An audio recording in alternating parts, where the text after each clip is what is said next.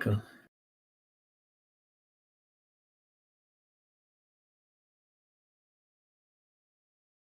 Let's see if I make this thing work.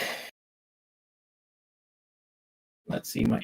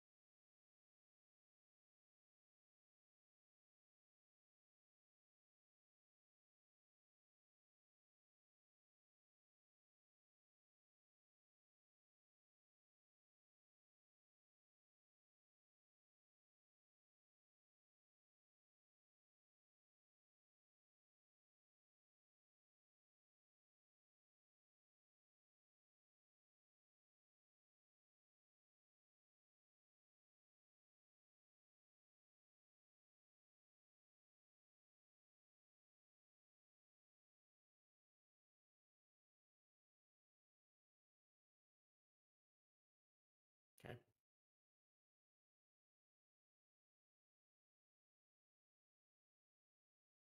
Hello, all my fellow space fans and future technicians. Apologies for the wait, but we're finally here. Welcome to another Disruption Report live stream. As before, I am your host, Sam. We have my co-host, Virtual Ben. Yes, hi. Joining us today, he's back again, Jordan the Angry Astronaut. Also, if you liked our music playing before the stream, it was all courtesy of Nurd. Oh, apologies. We have a preview, apologies. We have a preview of music coming up soon, courtesy of Nurd, who is a virtual DJ. You can find him at twitch.tv/DJNerd. So, today, we have a very interesting stream all about, well, the metaverse and virtual reality and augmented reality. So, let's find out what everybody's got to say. Does anybody have anything to add about the metaverse? What is your opinions on the metaverse, guys? Well, maybe we should start with Jordan? because he just said, I don't know, whatever it is. So what do you think? What do you think about it? What do you think it is? From what you just told me, it sounds like the Matrix, but it's but no, I mean, if we're talking VR and that sort of thing, I think I may be looking at a piece of the metaverse right now with a virtual host. But no, I honestly I couldn't define it for you. So, is there something going on now I feel like on the stream? think we're having some issues.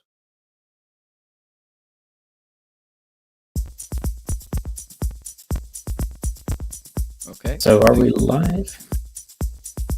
Right. Okay, we are back. Okay. Yeah. Okay. Apologies for that, Having guys. some. We're trying some stuff. Yeah. So you were saying like this. You were saying YouTube and hosting the show would be. I would not say that's like part of a metaverse. I think. Well, let's go to our guest here, Nurd, before we say everything we can say, because we talked about it a little bit in advance, and also I'm kind of a specialist in the field, so I shouldn't say too much before hearing what other people have to say. So yeah, Nurd, what do you think? Yeah, personally, my view on the whole metaverse thing is that right now it seems to me like a fad. I'm not an expert. What I've just seen is that it seems to be going up, and right now it seems to be on a downtrend. For me, I don't really care about the metaverse. I just love using this program to play out to other people to enjoy, no matter how they enjoy it. I mean, I've used this at a party, so clearly it's not just limited to the metaverse. Yeah, it makes sense. But what do you think? You say it's not limited to the metaverse. That means you must have some idea of what you think the metaverse is. Yeah. To me, the metaverse would be more like keeping or having, basically being able to access all of the internet from one single VR program or something. I'm not too into it personally, because I also like being able to go outside, getting some fresh air every once in a while. But to me, it's not the most exciting thing. The most exciting thing is the social aspects of the social apps that have popped up during this whole VR boom. That is really cool, because it allows for social connections without having to go that much further. And it's not just an awkward chat between two characters. You can handshake and do stuff you wouldn't normally be able to do in a normal I don't know, in a normal chat room. Let's say that. Yeah. Like what we're doing now. Yeah. We could also be doing if we all had headsets, we could go into one of the other social VR apps and do it in there. And to me, that is just really cool. Again, all this technology is something I've been dreaming of since I was a little kid. So to see it actually being realized is like one of my childhood dreams. Yeah, and then 100% agree. Actually, goes the same for me. And then my childhood is a little bit further back. I'll actually swap back to my normal video, because this is not me, and I'm holding this. I'm holding this phone up, so I'm gonna swap back. There we go. It sounds to me, if I may cut in real quick, that this is more like Neuromancer. Is that what we're talking about here? The interaction in a virtual world or a virtual universe. I'm not sure what Neuromancer is personally, but that is sort of what the metaverse is. But imagine also doing all your online shopping, and also playing all of your video games, all in VR. So yeah, I think the social aspect is actually what makes it a metaverse or not. Yeah, and to put it in a much better perspective, I think Ben has the best way of explaining what a metaverse is, with him being quite adept in the field. So, Ben, Yeah. if you would care to explain your understanding of a metaverse or the Yeah, that's metaverse. actually good that you say that, because I would not say there is a metaverse. I mean, it could become a thing, but it's like if you wanted to explain to somebody in like 1990 or something what the internet is, it's really hard to do if you didn't experience it yourself. I think what a metaverse is actually any place where people can do things that feels like a place that isn't an actual place, like what we consider an actual place. I know Elon Musk likes to think that we're in a simulation, but let's not talking about that. Any place that is not real, that people feel is a place that they can gather and do stuff. And I think the gather is actually an important part of that. So in a sense, I think one of the biggest metaverses out there would already be like World of Warcraft, or Roblox. I mean, Roblox is considered a metaverse in itself, but then again, some people think it's not, because it's all like separate little units, and a metaverse has to be one coherent big thing, like Second Life was, or actually is. There's still 500,000 active Second Life users, so let's not call it that before it actually is. But yeah, so essentially, I think the social part is absolutely necessary for it to be called a metaverse, because otherwise, yeah, what is it? Just like it might just, you could just call it a game, or I don't know, a space or something. But that's what that's my take actually on it. It doesn't even have to be in VR, as far as I go. For those of you who are younger out there, William Gibson was a prophetic and visionary science fiction writer. For those of you who have heard the term cyberpunk, he actually coined that expression. He wrote a book called Neuromancer in 1984 that predicted all of these sorts of things, a virtual social interaction universe separate from our own that people would get lost in and such. He actually had, spoiler alert, but he also talked about this metaverse, if we want to call it that, becoming so sophisticated and so complicated that it actually spontaneously created an AI. On its own, and AI evolved in this metaverse. So anyway, but yeah, he predicted this whole virtual interacting universe that we're talking about here in a day and age when the internet didn't even exist. Yeah. I mean, there were more. Ready Player One is a good example as well. Oh, for I'm not sure. sure about the year that was written, but that's also quite old already. People might not realize that the book was written quite a long time ago. And for those, I mean, maybe also big spoiler alert for people who want to read Ready Player Two or ever want to see a film if they make that. It goes a bit further than that if you look into what has been added after. Ready Player One actually goes into like, yeah, this metaverse, the where everybody actually joins the same universe, like virtual universe. But in the end, we go to like seeing into the future. I mean, that's what the channel we're on anyway. Into neural links, and we can make a nice little link to Elon there again. So current state of things is like we probably can't do anything remotely, like controlling, and well, we can control little bits of computer, but like getting stuff back, like images back via a neural link, not in the next 20 years or so. Elon has even said that. But so would you do that actually, like the others here? Would you want to like hook your brain up to like a social universe? See, I am a bit of an anime fan. There is an anime called Sword Art Online that portrays this very well, where you would put the helmet on, and what it essentially does is disconnects all the connections from your brain to your body and puts your body in a state of sleep, whereas your mind is inside the game. And it doesn't end too well in the anime. However, if they were to take the proper safety steps and properly plan it out, I reckon it's just going to become something that is commonplace in the future. I mean, everyone thought that arcade machines were going to flop when they first came out, and I mean, they became Sega, they became Xbox, PlayStation, all these big, huge names that are now creating VR technology of their own. So I don't see it being something that won't ever become commonplace, but definitely not anytime in the next 5 years. I don't think At the 5, oh yeah, technology, I would say even more. definitely not there. I've had people request it a couple of times. Like, I've had conversations with friends who say, "Oh, next 5 years, I reckon someone's going to try it," and I feel like there's going to be a quick lawsuit coming after they try it, but who knows? Yeah. It might happen. So do you think Elon's gonna do that? Oh, I don't think. Like, or actually Neuralink?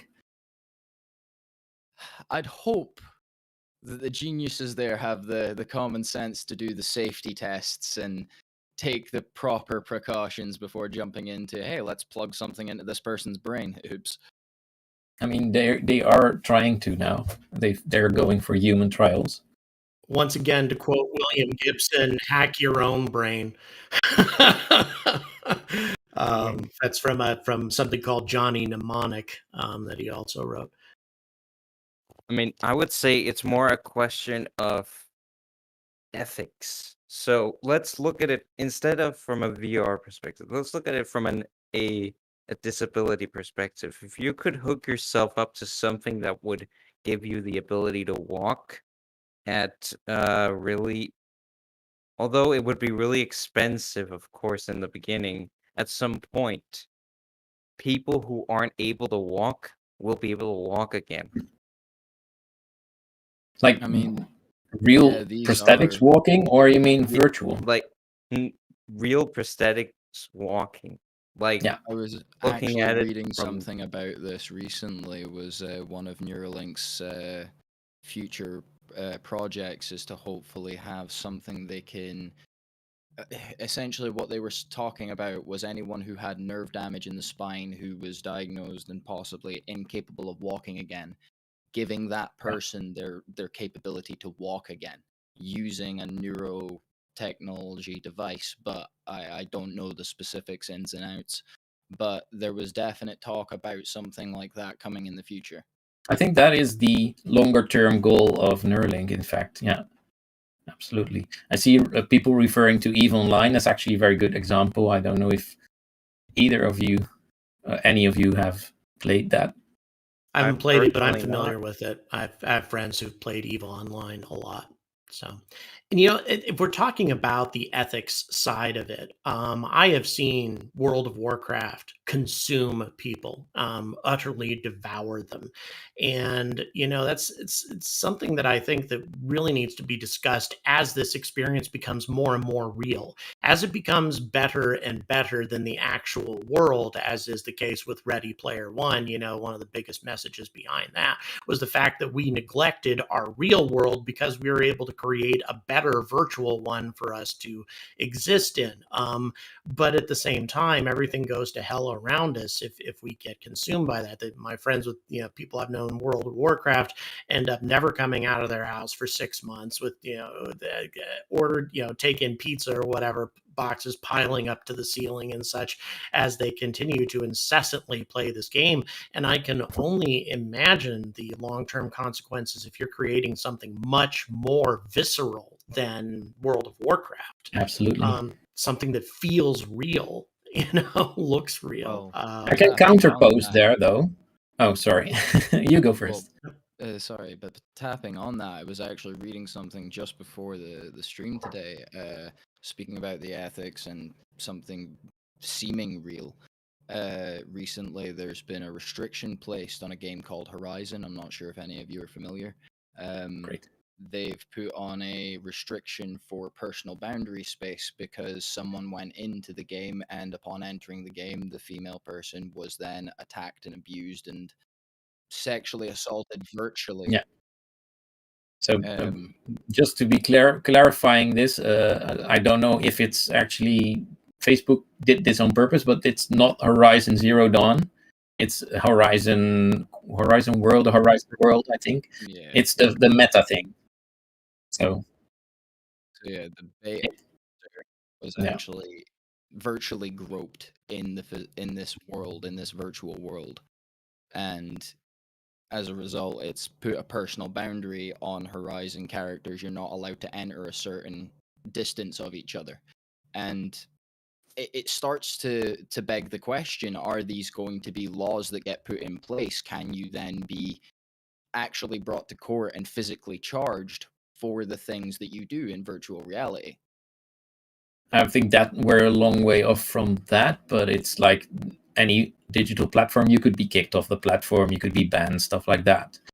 I wanted to counter the World of Warcraft, the addiction part, with the social part, because that has forged many friendships as well. And actually, my ex partner is now married to somebody she met in World of Warcraft. So there's also that side, and that is something that is happening a lot, especially in those more like non-game but really like a socially oriented metaverses, that people start dating there and just hanging out and meeting people online, and often not even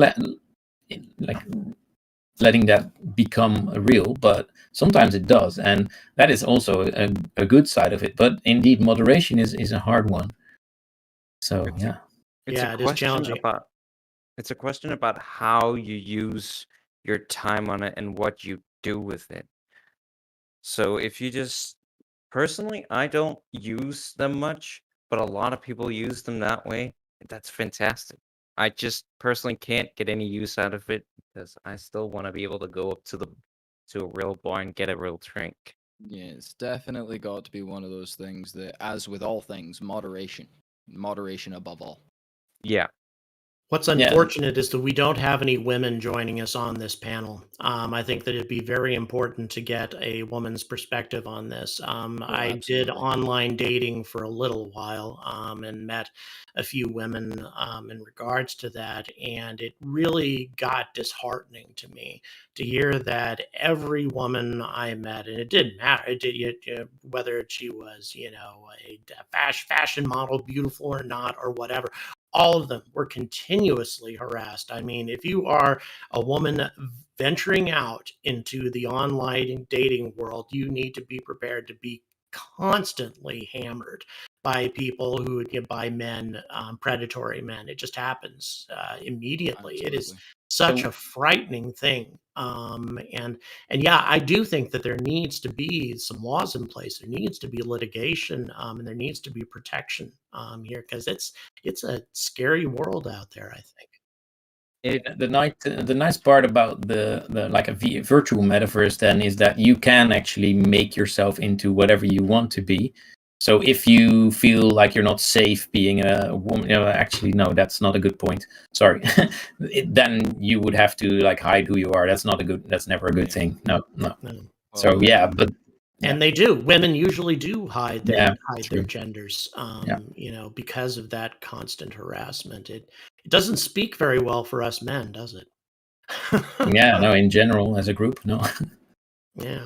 it's Mike very Hawk, he unfortunate. actually asks, do you think they might attempt to restrict joining the metaverse relating to sexual assault and possibly even mental health regulations? Yeah, and I think so. I mean, there could definitely be litigation that restricts people from having an account in any social medium, I think. But I don't know actually if that already exists for. I mean, I think Facebook have something like that. If you do continuously harass, it does become a point of virtual bullying or cyberbullying, and then it does become a police issue. So there are laws in place for that kind of thing. So I suppose virtual harassment would just come under cyberbullying. Absolutely, yeah, true. I So would what Michael is saying there, that's an actually different side of it, and there, yeah, does the metaverse, if you like join the metaverse with the real universe, then you get into the AR kind of metaverse thing. That's actually a completely different thing, and then you'd get into, I don't know what territory you get into then actually. What you had some opinions about that, Sam? Oh, I dear, would we run out say of in time. terms of like the whole litigation and stuff like that, obviously until I would say for now, it still is up to the platforms, but at some point when a majority of people are able to buy suits that allow for, a touch sensitivity and stuff like Yeah. that, you know, I would say at that point can the legal justice system come in It's and just start. that's so hard because it's international. Yeah, It's gonna be Yeah. very hard to Well, get that going. guys, Yeah. I Yeah. don't mean to cut us short, but we are running short of time as we're going on just now. However, as one final note for everyone, open question to all of us. You get handed a VR headset today. What you doing? I mean, for me, it's simple. I'll make a new game, Well, or I'll play No Man's Sky. But yeah, for Yeah, I myself, mean, there's a I'd few test it out. games. Yeah, Jordan has a bit I'd of a love to bad see what the experience. experience is like. The social side of thing. To quick answer to and once again, I know we've run out of time here. I've met a couple of my actual viewers in person, and I'll tell you, it really took things to the next level. And that's something that I don't think virtual reality will ever replace. Is a face-to-face meeting with somebody that you've had a long-term virtual relationship with. I think that's where things ultimately need to go. This needs to be a tool that enhances actual social experiences rather than replaces it. Absolutely. Yes. Absolutely. Well, I think that is an absolutely fantastic note for us to end on, I think, yeah. because that is just a beautiful sum up to this episode. But right, we will all see you all next time. Hopefully you enjoyed this stream, and we will see you all in the next one. Yes. See you later, Bye. guys.